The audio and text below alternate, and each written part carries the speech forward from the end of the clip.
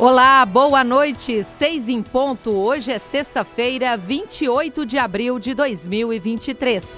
Eu sou Sandra Pedrosa. Vamos aos destaques de hoje do TJ Minas Notícias, segunda edição. Representantes do Comitê de Saúde de Minas apresentam ações para o Fonajus. Fórum Lafayette transfere unidades judiciárias para novos endereços com a reforma do prédio em Belo Horizonte. CNJ mantém coleta de dados da magistratura para o segundo censo do Poder Judiciário. A entrevista de hoje é com a coordenadora do Sejusc Povos e Comunidades Tradicionais, desembargadora Shirley Bertão. Você está acompanhando o TJ Minas Notícias, segunda edição. Representantes do Comitê de Saúde de Minas apresentam ações para o Fonajus, que é o Fórum Nacional do Poder Judiciário para a Saúde. As informações com Cristina Mara. O Comitê Estadual de Saúde de Minas Gerais promoveu um encontro nesta sexta-feira com o conselheiro do CNJ e supervisor do Fonajus, Fórum Nacional do Poder Judiciário para a Saúde, Richard Paikin. A reunião foi realizada na EGEF, Escola Judicial Desembargador Edésio Fernandes. O Comitê Estadual de Saúde de Minas Gerais, vinculado ao TJMG e ao TRF6, é um órgão multidisciplinar coordenado pelo desembargador Alexandre Quintino Santiago, superintendente de saúde do TJMG. O colegiado tem por missão contribuir para a padronização dos mecanismos de acesso sustentável de medidas preventivas e judiciais de saúde pública e suplementar. A visita do supervisor do Fonajus a Minas Gerais faz parte de uma série de encontros que o conselheiro tem realizado em todos os estados para conhecer o funcionamento dos comitês estaduais de saúde. Além disso, o supervisor verifica a estruturação do núcleo de apoio técnico do Poder Judiciário e conhece os procedimentos de desjudicialização adotados. Durante a reunião, o desembargador Alexandre Santiago apresentou alguns dos avanços que vêm sendo alcançados pelo Comitê Estadual de Saúde de Minas Gerais. Entre outras atividades, ele citou a criação de um Sejusc, Centro Judiciário de Solução de Conflitos e Cidadania, no TJMG, especializado em saúde. Do Tribunal de Justiça de Minas Gerais, Cristina Mara. Fórum Lafayette transfere unidades judiciárias para novos endereços com a reforma do prédio em Belo Horizonte. As informações com o repórter Marco Aurélio Franco. As mudanças já começaram. De acordo com o juiz Sérgio Caldas Fernandes, diretor do Foro de Belo Horizonte, 76 unidades administrativas e judiciais estão sendo transferidas desde setembro do ano passado para outros prédios. É muita gente passando por aqui.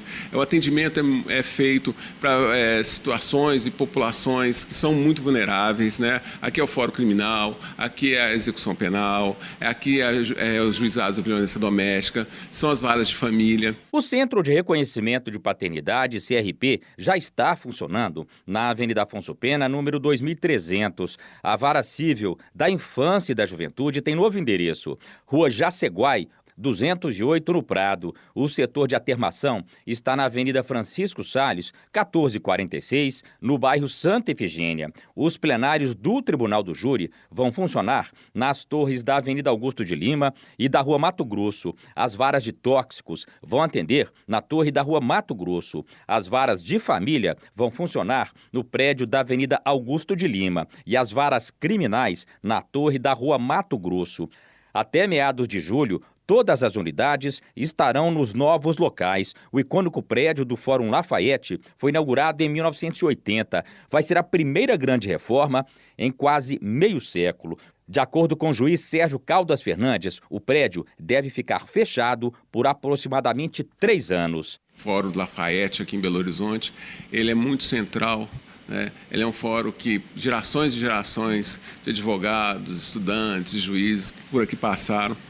E há agora a necessidade de você fazer essa reforma. Essa reforma é uma necessidade em questões estruturais mesmo. A gente tem um lençol freático que está atingindo a parte nossa da garagem, o que atinge também questões da estrutura elétrica nossa. Então é necessário fazer isso. E ao mesmo tempo é se modernizar, dar maior sustentabilidade ao prédio, dando maior segurança e qualidade para os jurisdicionados, para os servidores e magistrados que aqui trabalham. Do Tribunal de Justiça de Minas Gerais, Marco Aurélio Franco. Obras do artista plástico Fernando Veloso serão expostas na Galeria de Arte do TJMG.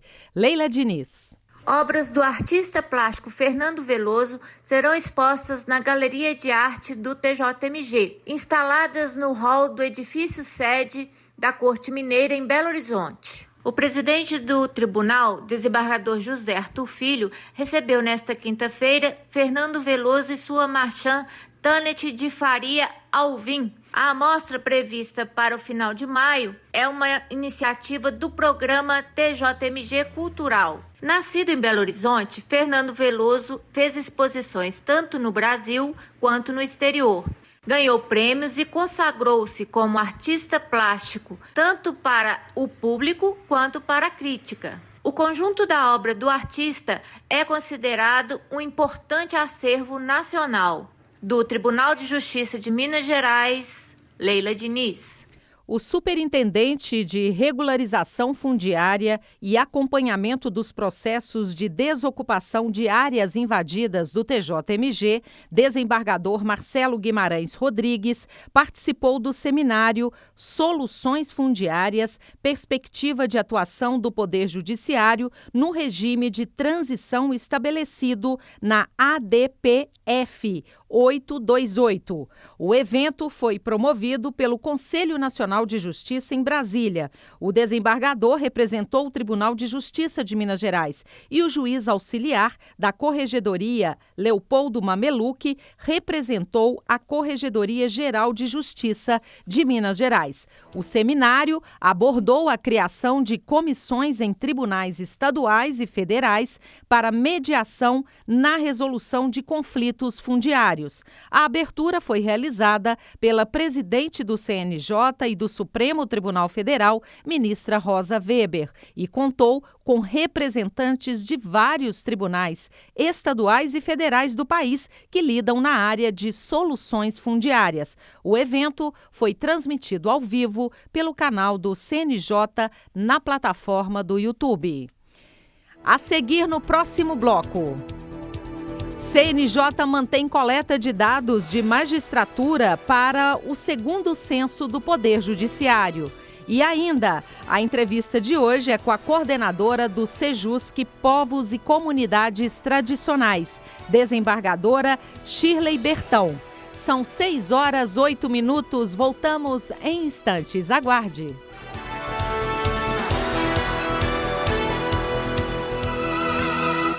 CNJ mantém coleta de dados da magistratura para o segundo censo do Poder Judiciário. Quem tem os detalhes é o repórter Renê Almeida. Boa noite, Renê. Boa noite, Sandra.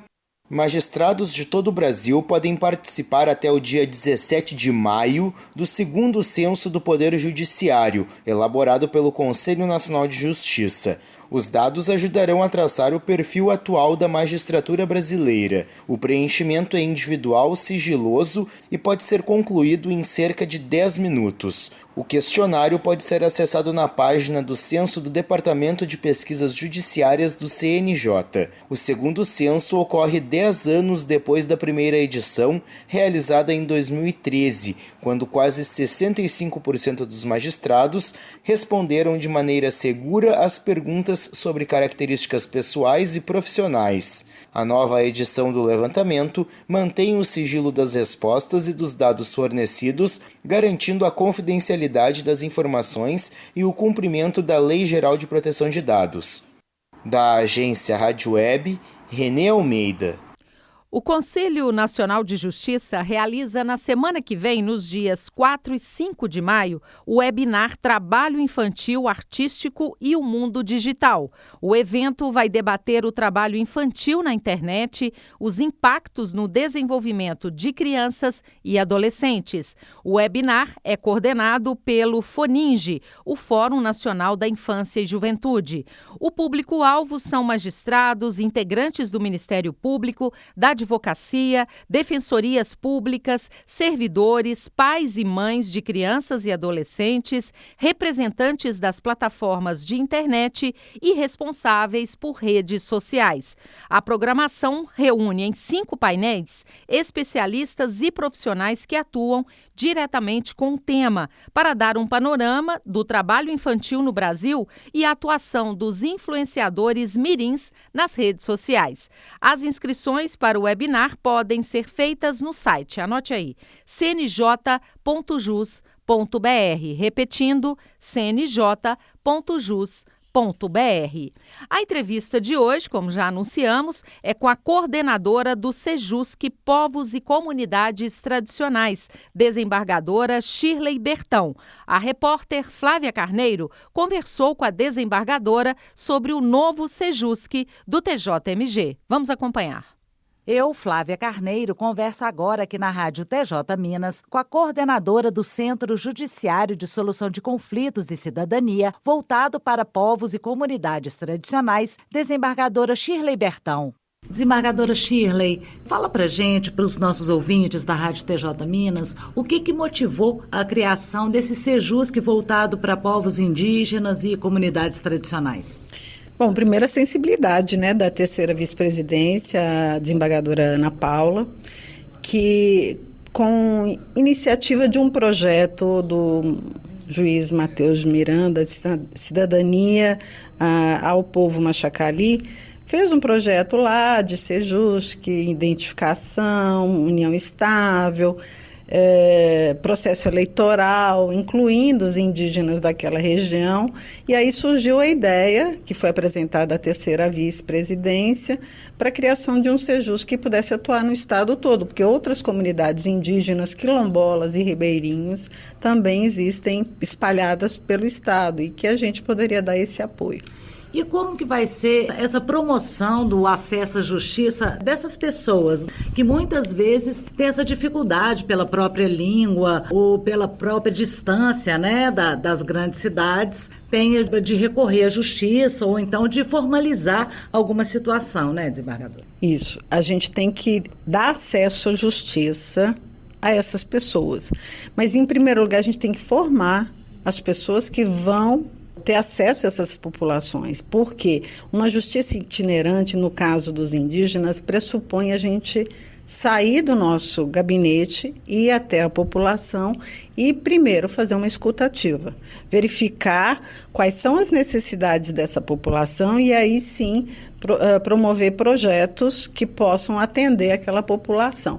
E, para isso, a gente precisa da formação do magistrado para poder lidar com essa população. Então, nós temos que ter esse cuidado. E a promoção também da conciliação de algum conflito judicial é sempre o melhor caminho, buscar essa conciliação, Sem dúvida. A justiça itinerante, nesse patamar, ela vai com todas as ferramentas que ela tem. E a principal delas é a conciliação, tem a justiça restaurativa, que, aliás, foi nascida e criada, gestada por populações indígenas, Então, eles nos ensinaram o que é a justiça restaurativa e hoje nós estamos aplicando. Então, a justiça itinerante é levar as ferramentas que nós temos da justiça para essa população, seja na forma de conciliação, seja na forma de justiça restaurativa, seja dando os direitos mesmo, civis, enfim. E quais vão ser os próximos passos do SEJUSC? Então, nós estamos estruturando projetos para expansão no estado todo. Nós vamos agora, nesse final de semana, fazer uma justiça itinerante lá nos Machacalis, em Água Boa e Bertópolis, para fazer audiências de união estável, conciliação, homologação de união estável, que dá para eles o direito a questões previdenciárias. Ok, desembargadora, muito obrigada. Já fica aqui o nosso convite para a senhora voltar aqui na Rádio TJ Minas para falar sobre o Sejusc voltado aos povos indígenas. Obrigada, viu? Eu que agradeço. 6h16. O TJ Minas Notícias, segunda edição, fica por aqui. Você pode acompanhar também o TJ Minas Notícias no YouTube, na íntegra e com imagem direto aqui do nosso estúdio da Rádio TJ Minas. Acesse tjmg.jus.br. No final da página, há links de acesso à TV TJ Minas e à Rádio TJ Minas. Continue acompanhando a Rádio TJ Minas. Uma ótima noite e um excelente feriado. Tchau, tchau.